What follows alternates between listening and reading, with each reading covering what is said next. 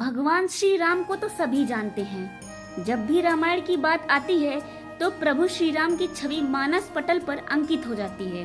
बता दें कि श्री राम को विष्णु जी के 7वें अवतार के रूप में पूजा जाता है और पुराणों व शास्त्रों में भी उनकी महिमा का बखान होता है। त्रेता युग के पालनहारे प्रभु श्री राम को भक्त आज भी पूरे श्रद्धा भाव से पूजते हैं और उनकी भक्ति में लीन हो जाते हैं। आप सभी के मन मस्तिष्क में भी कई बार ये सवाल तो जरूर आया होगा कि श्री राम भगवान अगर अवतार थे तो उनकी मृत्यु कैसे हुई। अगर आप भी प्रभु श्री राम के भक्त हैं और इस बात से अनजान हैं कि उनकी मृत्यु कैसे हुई थी, फिलहाल रामायण और अन्य पुराणों की माने तो प्रभु श्री राम का जन्म 5114 ईसा पूर्व हुआ था। श्री राम अयोध्या नरेश के राजा दशरथ के बड़े बेटे थे।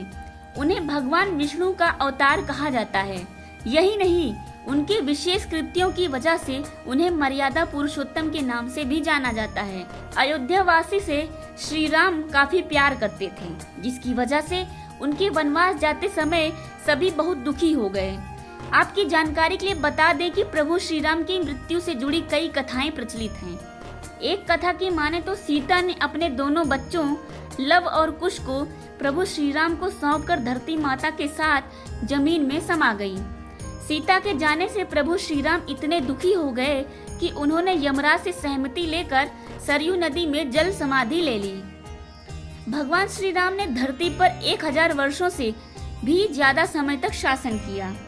अपने इस लंबे शासन काल में भगवान राम ने कई ऐसे काम किए जिन्होंने हिंदू धर्म को एक गौरवमय इतिहास प्रदान किया।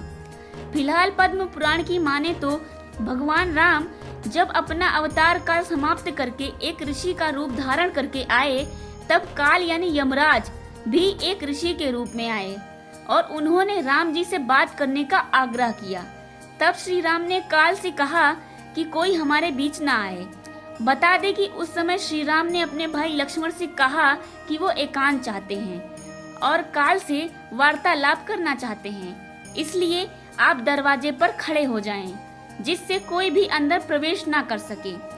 इतनी देर में ऋषि दुर्वासा वहां आ गए और राम जी से मिलने का आग्रह करने लगे।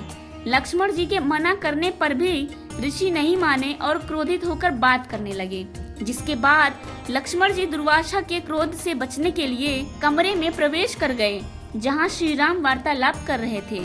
ये देखकर श्री राम भी लक्ष्मण पर क्रोधित हुए और उन्हें मृत्यु दंड न देकर देश निकाला दे दिया। लक्ष्मण जी के लिए वह भी मृत्यु समान ही था, इसलिए वो सरयू नदी में समा गए और शेषनाग का रूप धारण कर लिया। भाई की जल समाधि से दुखी होकर श्री राम ने भी जल समाधि का निर्णय लिया।